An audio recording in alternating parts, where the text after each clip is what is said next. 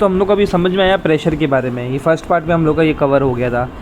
अब इसका मतलब देखो, ये तो फॉर्मूला तो हम लोग को समझ में आ गया कि F/A क्यों हुआ, कैसे हुआ, ठीक है ना।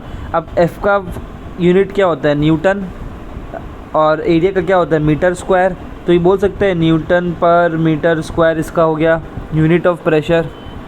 बस यही लर्न करना था हम लोग को, हो भी गया कि न्यूटन पर मीटर स्क्वायर कैसे आया वो समझ में आ गया, ठीक है ना। तो इसको हम लोग क्या बोलेंगे, पैस्कल बोलते हैं। न्यूटन पर मीटर स्क्वायर को हम लोग क्या बोलते हैं, पैस्कल बोलते हैं। तो 1 pascal is the pressure which is exerted on a surface area 1 meter square by force of 1 newton. मतलब अगर फोर्स भी 1 है, एरिया भी 1 है, तो पैस्कल भी 1 आएगा। एक्टिंग परपेंडिकुलर सरफेस, याद रखना प्रेशर कब आएगा, जब परपेंडिकुलर रहेगा। क्या रहेगा, परपेंडिकुलर। यहाँ तक सब समझ में आ गया हम लोग को, पूरा क्लियर ही है। तो थ्रस्ट मतलब समझ में आ गया, प्रेशर मतलब समझ में आ गया, ठीक है। अब आगे बढ़ते हैं चैप्टर में। फिर ये सब कुछ बता के रखा है कि और अलग अलग यूनिट्स कौन से होते हैं प्रेशर के, बार के केस में, मिली बार के केस में, टॉर के केस में, एटमॉस्फेयर के केस में, ATM के केस में। ये ठीक है, अब देखना, याद तो पॉसिबल नहीं है इतना करना, बस ठीक है। सो रीड कर लेना ताकि in case in the blanks में आए तो कुछ लिख पाओ। अब ध्यान रखना कि जो प्रेशर होता है ना, 2 चीज़ पे डिपेंड करता है, एक उसका एरिया और उसका थ्रस्ट। हम अभी बेड वाला एग्जांपल दिए थे कि कितना बड़ा एरिया हम ले रहे हैं, एक वो बताए थे, और थ्रस्ट मतलब कितना फोर्स लगाया जा रहा है। अब देखो, सपोज पर्सन है, उसका वेट कितना है, 60 न्यूटन, मतलब ये F हो गया 60। Stands on both the feet of area of 0.25 meter square. Area कितना हो गया, 0.25 मीटर स्क्वायर। देन जो प्रेशर पड़ रहा है वो कितना पड़ेगा हम लोग का, 60 बाई 0.25 इंटू 2, क्योंकि 2 पैर पे है। अगर एक पैर पे होगा तो खाली 0.25 हो जाएगा। नहीं समझा क्या बोला, हम बोल रहे हैं एक पर्सन 60 न्यूटन का है, वो दोनों पैर पे खड़ा है, और एरिया कितना है, 0.25 मीटर स्क्वायर। ये मत समझना कि यहाँ स्क्वायर है इसलिए 2 बार किया, नहीं भाई नहीं, एरिया का तो यूनिट ही मीटर स्क्वायर होता है, ठीक है ना। एरिया का तो एक यूनिट ही मीटर स्क्वायर होता है। तो ये रीज़न नहीं है, रीज़न है कि वो 2 पैर पे खड़ा है, इसीलिए उसका इंटू 2 किया गया है, ठीक है ना। देखो ना, बोथ फीट है, तो फॉर्मूला क्या था, pressure is equals to F/A। F कितना है, 60 न्यूटन, और A कितना है, 0.25। अब 2 पैर पे है तो इधर का भी जगह लेगा, उधर का भी जगह लेगा ना, दोनों पैर का जितना जगह है वो लेगा ना, तो इसलिए 0.25 इंटू 2 किया। अब एक पैर में खड़ा है मतलब क्या, वो इतना ही जगह ले रहा है, ठीक है ना। क्योंकि और देखना सबसे बड़ा बात, यहाँ ईच बोला हुआ है, और 2 पैर पे खड़ा है, मतलब एक पैर 0.25 जगह ले रहा है, दूसरा पैर भी तो 0.25 जगह लेगा ना, इसीलिए एरिया में इंटू 2 किया। अब समझा गया, ठीक है ना। तो इसमें आंसर क्या है, प्रेशर 120, इसमें है प्रेशर 240। अब रीज़न समझो, यहाँ डिनोमिनेटर बड़ा है या डिनोमिनेटर छोटा है।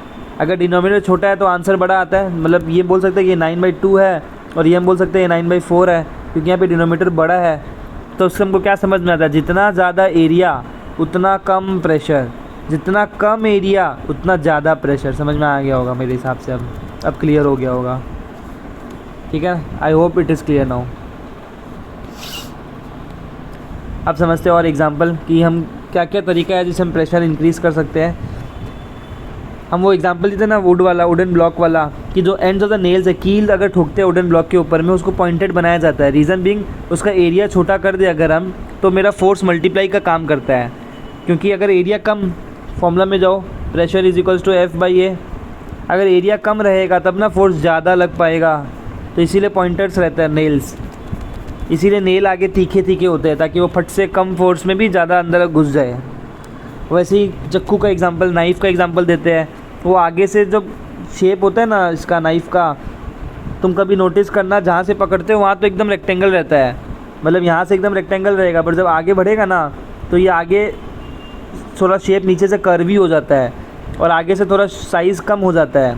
रीज़न बीइंग अगर एजेस लेस एरिया रहेगा ना, ताकि कम एरिया कम हो गया, मतलब समझो, खुद सोचो, आगे का नाइफ़ का आगे का पोर्शन देख ऐसा होता है, एरिया कम हो गया। अच्छा हम बना नहीं पा रहे हैं, समझाए तो। अगर ये इसका हैंडल हो गया ना, अब ये जो जगह होता है ना, ये आगे से कर्वी हो जाता है,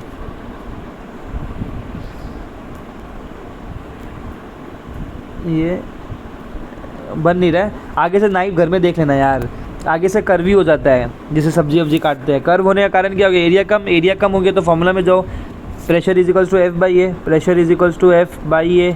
अगर ये कम हो गया तो प्रेशर क्या होगा, ज़्यादा हो जाएगा, तो कम फोर्स में ज़्यादा प्रेशर आएगा, ये रीज़न है इसका कि हम प्रेशर इंक्रीज़ कैसे करें। देन आता है कि मेट्रोपोल्स में भी जो होता है ना, हम क्या पढ़ रहे हैं, प्रेशर रिड्यूस करने का काम कर रहे हैं। प्रेशर रिड्यूस करना मतलब एरिया बढ़ाना पड़ेगा। तो एग्जांपल आएगा कि जो मेट्रो का फाउंडेशंस होता है ना, उसमें जो स्लैब्स लगे रहते हैं वो मोटे मोटे होते हैं ताकि प्रेशर कम हो सके, ताकि एरिया ज़्यादा ले ले।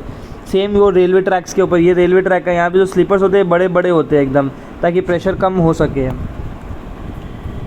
तो ये दोनों याद रखना पड़ेगा, एग्ज़ाम में पूछेगा कि इंक्रीज़ कैसे करें और रिड्यूस कैसे करें।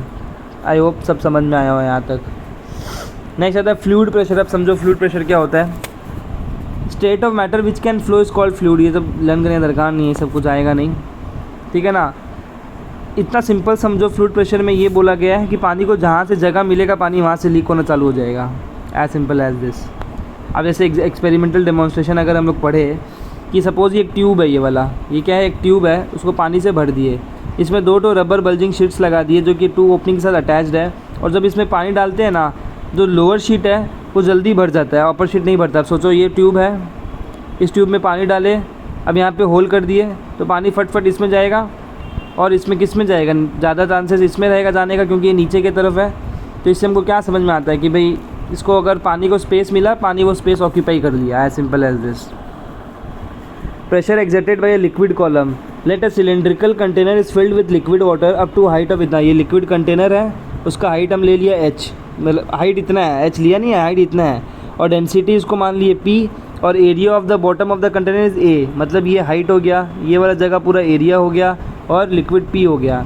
तुमको डेरिवेशन में जाना नहीं है, ये तुमको पहले से पता है। मास कैसे निकलता है, वॉल्यूम इनटू डेंसिटी से निकलता है, ये पहले से पता है अपन लोग को।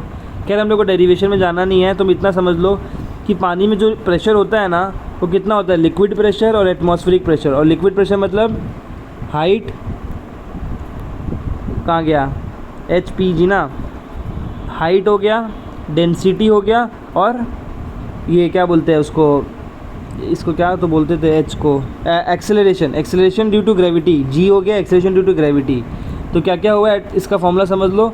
लिक्विड का प्रेशर क्या क्या होता है, एक एटमॉस्फेरिक प्रेशर जो खाली P है, और लिक्विड प्रेशर का फॉर्मूला क्या हो गया, HPG। H मतलब हाइट, P मतलब हो गया तुम्हारा ये डेंसिटी, या नहीं, हाँ डेंसिटी, और G का मतलब हो गया एक्सेलरेशन ड्यू टू ग्रेविटी। क्या हो गया, एक्सेलरेशन ड्यू टू ग्रेविटी, यहाँ लिखा है, ठीक है।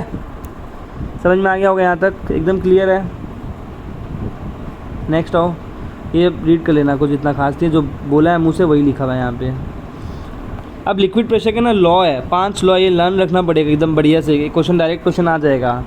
बोला है pressure at a point inside the liquid at a given depth increases with the density of the liquid. मतलब pressure at a given depth increase होगा, नहीं, pressure at a point inside the liquid at a given depth increases with the density of the liquid. मतलब बोला गया है अगर density बढ़ेगा तो प्रेशर भी बढ़ेगा। पहला पॉइंट में ये बोला है, pressure at a point which is inside the liquid at a given depth increases with the density of liquid. तो पहला पॉइंट क्लियर हो गया, pressure increases with the increase in density, ये लिखना पड़ेगा, पहला पॉइंट लर्न। दूसरा पॉइंट क्या है, pressure remain same in all the direction at a particular depth inside a liquid. एक पर्टिकुलर डेप्थ के बाद में हर जगह प्रेशर बराबर रहता है, तभी उसको हल्का सा भी जगह मिलेगा और फट से पूरा लीकेज होना चालू हो जाएगा। जैसे एक बड़ा सा प्लास्टिक है ये वाला, इसको पूरा भर दिए, सपोज 100 लीटर का है ये, अब यहाँ भी तुम होल कर सकते हो, यहाँ भी होल करो, यहाँ भी होल करो, यहाँ भी होल करो, सब जगह बराबर ही पड़ेगा प्रेशर, ये बोला गया है यहाँ पे। सॉरी, ठीक है, यहाँ तक क्लियर, ये समझा दिया, ये समझा दिया। Then pressure increases with increase in depth of the liquid. अब यही एग्जांपल में आओ, यहाँ जो प्रेशर रहेगा और यहाँ जो प्रेशर रहेगा वो फ़र्क रहेगा। जो मैं एग्जांपल बताया था कि हर डायरेक्शन में सेम रहता है, हम ये बोलना चाहता है कि अगर यहाँ पे होल किए और एक होल यहाँ पे किए, अब ये 4 होल में ना प्रेशर यहाँ और यहाँ ज़्यादा रहेगा, यहाँ और यहाँ कम रहेगा, इनके कंपैरिजन में, इन दोनों के कंपैरिजन में। बट यहाँ दोनों सेम रहेगा और यहाँ दोनों सेम रहेगा, ये बोला गया पॉइंट नंबर 2 और पॉइंट नंबर 3 में। हमको लग रहा नहीं समझा, हम आप पे समझाता है, हम बोलना क्या चाहता है समझो, अच्छे से समझना, ठीक है ना।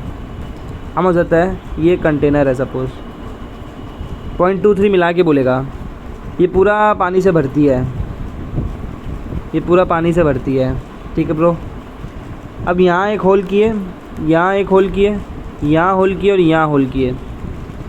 पॉइंट नंबर 1 पॉइंट नंबर 2 के कंपैरिजन में यहाँ प्रेशर ज़्यादा रहेगा, यहाँ प्रेशर कम रहेगा, क्योंकि ये नीचे में है। Increase in depth of the liquid से इंक्रीज़ होता है प्रेशर। पॉइंट नंबर 3 कवर किए। पॉइंट नंबर 2 बोलता है इन दोनों में ना प्रेशर बराबर रहेगा और इन दोनों में प्रेशर बराबर रहेगा। हमको लग रहा है अब समझ में आ गया होगा, यही बोला गया है यहाँ पे। नहीं आया तो बताना फिर।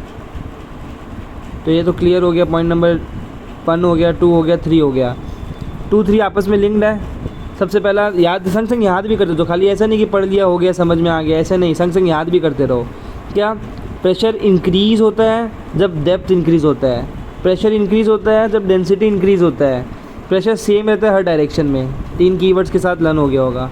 तो 2 चीज़ हम लोग सीखे, इंक्रीज़ का, डेंसिटी बढ़ा तो प्रेशर बढ़ा, डेप्थ बढ़ा तो प्रेशर बढ़ा, और सेम रहता है डायरेक्शन। अब इसका पॉइंट नंबर 1 और 3 का पता है एक और इजी तरीका लर्न करने का क्या है, हम लोग पीछे पढ़ के आए थे लिक्विड प्रेशर का क्या फॉर्मूला होता है, HPG।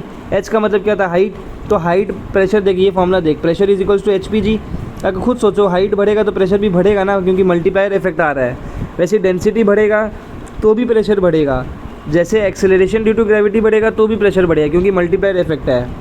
अब ये नहीं समझ में आएगा मल्टीप्लायर इफेक्ट मतलब, सिंपल भाषा में बोले अगर suppose pressure is equals to HPG हमको पता है। अब जितना ज़्यादा H होगा ना उतना ज़्यादा आंसर बड़ा आएगा। सपोज अगर नंबर यहाँ पे 2 इंटू 2 लिखे ना अगर, तो एक प्रेशर आया सर्टेन, 2 to the 4 8 आ गया। अब खुद सोचो यहाँ हम 3 कर दे तो ये फिर आंसर बढ़ जाएगा, यहाँ नहीं तो यहाँ 3 कर देंगे तो यहाँ बढ़ जाएगा, या फिर यहाँ 3 कर देंगे तो यहाँ बढ़ जाएगा। मतलब मल्टीप्लायर इफेक्ट का मतलब समझ में आ गया होगा अब, कि जितना ज़्यादा डेंसिटी होगा, जितना ज़्यादा हाइट होगा उतना ज़्यादा प्रेशर बढ़ेगा। पॉइंट नंबर 1 और 3 में तो देखिए यही बोला हुआ है कि जितना ज़्यादा डेंसिटी, जितना ज़्यादा डेप्थ मतलब हाइट, उतना ज़्यादा प्रेशर, बट हर डायरेक्शन में सेम रहेगा, यही बोला हुआ है। अब तो हमको लग रहा है लर्न भी हो गया होगा। 1, 2, 3। फिर liquid 6 it's own level learn कर लेना। लिक्विड अपना ओन लेवल लेता है, और स्टेशनरी लिक्विड में pressure is same at all point on a horizontal plane. अगर लिक्विड जो है उसका पोजीशन जो स्टेशनरी है तो प्रेशर क्या ऑल पॉइंट पे सेम रहने वाला है। ये 2 पॉइंट लर्न कर लेना। समझ में आ गया यहाँ तक। अब लिक्विड प्रेशर का कंसिक्वेंसेस क्या होता है देखो समझो। Pressure at a certain depth in sea water more than the river water at same depth due to the high density of salty water. मतलब अगर सी का बात करें और रिवर का बात करें, हाँ, और डेप्थ अगर सेम है, सपोज़ यहाँ ये सी है ना, इतना ये वाला जगह सी हो गया, ये जगह रिवर हो गया, इसका डेप्थ यहाँ पे और यहाँ पे दोनों में प्रेशर मेजर करें ना, तो क्या बोल रहा है, प्रेशर सर्टेन एट सी, तो सी में प्रेशर ज़्यादा रहेगा और इसमें रिवर में प्रेशर कम रहेगा। रीज़न बीइंग सी के अंदर सॉल्टी वाटर है इन कंपैरिजन टू रिवर। हम ये नहीं बोल रहे रिवर में होता नहीं है, कंपैरिजन टू सी कम होता है थोड़ा सॉल्टनेस। तो पढ़ो क्या लिखा हुआ है, pressure at a certain depth in sea water is more than the river water at same depth due to the high density of salty water of sea as compare to river water. समझ में आ गया। मतलब सी water river water का अगर same depth में pressure नापने जाए तो सी वाटर में ज़्यादा रहेगा क्योंकि वो सॉल्टी ज़्यादा है। Water supply tank is placed high to develop more water pressure due to more height.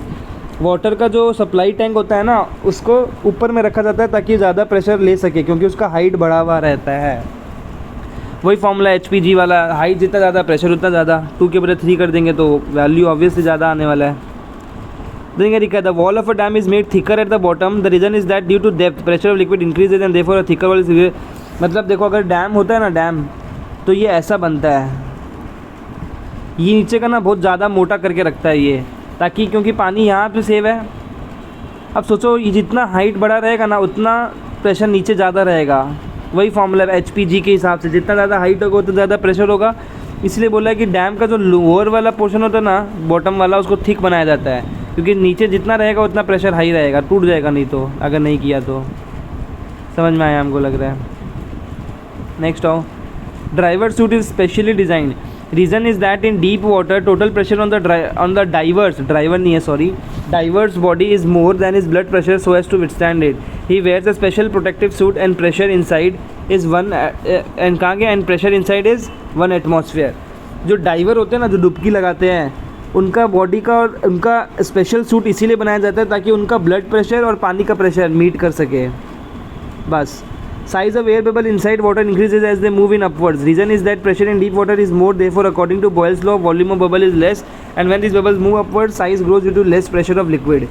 क्या बोला हमको कुछ समझ नहीं आया, हम समझाते हैं क्या बोला है। इसमें ये बोला है कि जब हम लोग पानी के अंदर होते हैं ना तो एयर बबल का जो साइज़ होता है ना वो इंक्रीज़ होता रहता है जैसे जैसे वो ऊपर की तरफ जाता है। जब मान लो ये है रिवर, ये पूरा रिवर है, ठीक है ना। नहीं रुको यार, रुको समझना अच्छे से। ये पानी का टैंक है, रिवर बॉडी, टैंक नहीं रिवर बॉडी है, ठीक है। यहाँ पे एक इंसान है जो तैर रहा है। अब यहाँ से जब बबल निकालता है ना तो यहाँ छोटा सा रहेगा, यहाँ छोटा सा रहेगा, बट जैसे जैसे ये ऊपर की तरफ जाएगा ना ये बबल बढ़ जाएगा, बड़ा हो जाएगा साइज़ का। इतना बड़ा नहीं, ऑब्वियसली साइज़ बड़ा हो जाता है थोड़ा, ठीक है ना। इसका क्या समझ में आता है हमको? इसका ये समझ में आता है reason is that pressure in the deep water is मोर। पानी के अंदर में डीप में प्रेशर ज़्यादा है क्योंकि हाइट ज़्यादा है। देयरफॉर बॉयल्स लॉ के हिसाब से बबल का जो वॉल्यूम है ना, वॉल्यूम वो छोटा है, और इसके वजह से जैसे जैसे बढ़ता है ना ऊपर की तरफ बबल, उसका वॉल्यूम बढ़ता रहता है क्योंकि प्रेशर का लिक्विड का जो प्रेशर है वो कम रहता है। तो ये गिव रीजन में भी आएगा, इसको ऐसे ही लर्न करना पड़ेगा। गिव रीजन में भी आएगा, क्या लिखेंगे? ये नाम स्पेसिफिकली लिखना पड़ेगा। Boyle's law, according to Boyle's law volume of bubble is less. Volume जो बबल का वो लेस है, इसकी वजह से जब बबल्स अपवर्ड मूव करते हैं उनका साइज़ ग्रो होता है due to less pressure of liquid. समझ में आया यहाँ तक? ठीक है, इसको लर्न भी करना। अब पॉइंट नंबर 4, पॉइंट नंबर 5 इसमें आएगा तो लिखना ही है कंसिक्वेंसेस के अंदर। इसका डायरेक्ट क्वेश्चन भी आ सकता है, तो उसको तो अगर हम बोले ना कि कोई बोले स्टूडेंट सर 5 पॉइंट है कितना लर्न करे, 4, 5 तो मैंडेटरी है लर्न करना। 3 ईजी था, झमेला नहीं था 3 में। 1 में भी झमेला था, तुम छोड़ना चाहो तो 2 छोड़ सकते हो, बट 2 भी ईजी था कि हाइट ज़्यादा रखने के लिए हम लोग टैंक का सप्लाई को ऊपर रखते हैं। 4, 5 तो मैंडेटरी, उस पर डायरेक्ट क्वेश्चन आ सकता है। अब हम लोग किसके बारे में सीखेंगे? अब हम लोग सीखेंगे पैस्कल्स लॉ के बारे में, जिसका मतलब हम लोग क्या सीखते हैं? Transmission of pressure in liquids, मतलब लिक्विड में प्रेशर कैसे ट्रांसमिट किया जाता है। इसका समझ लो क्या है, इसको हम समझा देते हैं, फिर तुम लोग इसको जो लिखा हुआ है वो पढ़ लेना ताकि टाइम वेस्ट ना हो। इसमें ये बोला गया है ना कि सपोज़ ये जो ट्यूब है ना, ये वाला, इस ट्यूब के अंदर पानी भरा हुआ है और यहाँ होल कर दिया है, ठीक है, ये समझ में आ गया। होल करने के बाद में ना यहाँ एक पिस्टन लगा दिया है, ये ढक लगा दिया है इसको, और जब इस ढक को अंदर घुसाते हैं ना, पानी का लेवल तो यहाँ तक था, अब पानी को मान लो ढक लगा, ऊपर से प्रेशर दे रहे हैं, तो जहाँ जहाँ होल्स है ना वहाँ से पानी निकल जाएगा। तो इसका मतलब क्या होता है? ट्रांसमिशन ऑफ प्रेशर हो रहा है। इसका क्या हो रहा है? Transmission of pressure. इस पूरे वाला कंसेप्ट में यही लिखा हुआ था, रीड कर लेना। नहीं समझ में आए, सेम नहीं लगे तो हमको कमेंट करना, समझा देगा, कॉल कर लेना, समझा देगा। यहाँ तक क्लियर है एकदम? आगे बढ़ते हैं। पैस्कल्स लॉ कहाँ पे लगता है? कुछ हाइड्रोलिक मशीन्स में लगता है। Some of the applications of hydraulic machines are hydraulic pressure, hydraulic jack, hydraulic brakes. ये 3 जगह लगता है। इसके बारे में डिटेल हम लोग अभी पढ़ने वाले हैं, वो नीचे में है। अब पहले समझो ना हाइड्रोलिक मशीन का काम क्या है, पहले ये समझ लो। अब जैसे ये डायग्राम में भी आते हैं, ये वाले डायग्राम में, इसमें भी सेम लॉजिक है। ये एक बड़ा सा बीकर है, ये एक बड़ा सा बीकर है, यहाँ पे एक पाइप से कनेक्ट करके रखा हुआ है। अब इसमें ये बोला है कि इतना बड़ा पिस्टन है ये वाला। अब जब हम इसको प्रेशर करते हैं ना यहाँ पे, तो ये पानी सारा निकल के यहाँ पे आता है। इसमें बस बोला गया है कि जितना प्रेशर यहाँ लगाते हैं उतना ही प्रेशर से पिस्टन बी पे इफेक्ट आता है, इसमें यही बोला गया है। तो ये समझ में आ गया होगा। अब इसको पढ़ लेते हैं एक बार। The basic principle of hydraulic machine is that a small force applied on a smaller piston is transmitted to larger force on a larger piston. देखो इस पिस्टन का साइज़ छोटा है, इस पिस्टन का साइज़ बड़ा है, तो यहाँ का स्मॉल फोर्स क्या है, वजह से यहाँ पे ज़्यादा लग जा रहा है। यहाँ का जो फोर्स है इधर ट्रांसमिट हो जा रहा है, बेसिकली इसमें ये बोला गया है। ठीक है, यही इसका लॉजिक था। The basic principle of such hydraulic machine is that a small force applied on the smaller piston is transmitted to produce a larger force on a larger piston. जैसे समझो 2 वेसल है P और Q, ये vessel P, ये vessel Q, समझ में आ गया। वो R से कनेक्टेड है, ये भी समझ में आ गया। 2 vessels are provided with water पे tight pistons A and B। ये पिस्टन्स दिख गया पिस्टन A, और ये पिस्टन दिख गया पिस्टन B। ये ग्रे वाला जो है ये है पिस्टन, ठीक है ना। लेट एरिया ऑफ वेसल, इसका एरिया A1 ले लो, इसका एरिया A2 ले लो, इसका A1 ले लो, इसका A2 ले लिया, ठीक है। When piston A is pressed by putting some weight, it exerts a force F1 on a piston A। अब हम इसमें कुछ वेट लगाते हैं ना, तो यहाँ पे एक फोर्स लगता है, and pressure is applied on piston A, और यहाँ पे प्रेशर लगा। अब पैस्कल्स लॉ के हिसाब से the pressure which is exerted on vessel A, अब यहाँ जो प्रेशर दे रहे हैं वो ट्रांसमिट किस पे हो जा रहा है? पिस्टन B पे, और वो इस पर अपवर्ड प्रेशर दे रहा है, क्योंकि यहाँ पे हम डाउनवर्ड प्रेशर दे रहे हैं। पानी का प्रेशर की वजह से इतना ही इक्वल प्रेशर यहाँ पे अपवर्ड लग जा रहा है, जो कि P1 के बराबर में है। तो इसमें यही सिखाया गया था जो हम बोला कि जितना प्रेशर हम यहाँ लगा रहे हैं पिस्टन ए में, उतना ही प्रेशर पिस्टन बी में लग रहा है। समझ में आया? हमको लग रहा है अब क्लियर हो गया होगा। यही था पूरा कंसेप्ट ऑफ हाइड्रोलिक मशीन। समझ में आ गया ये वाला, ठीक है। नेक्स्ट आते हैं हम लोग, अब आता है हाइड्रोलिक प्रेशर। ये जो हाइड्रोलिक प्रेशर के बारे में पढ़ेंगे ना, इसका भी जो प्रिंसिपल है वो पैस्कल लॉ वाला ही है। समझते हैं इसको पूरा क्या है।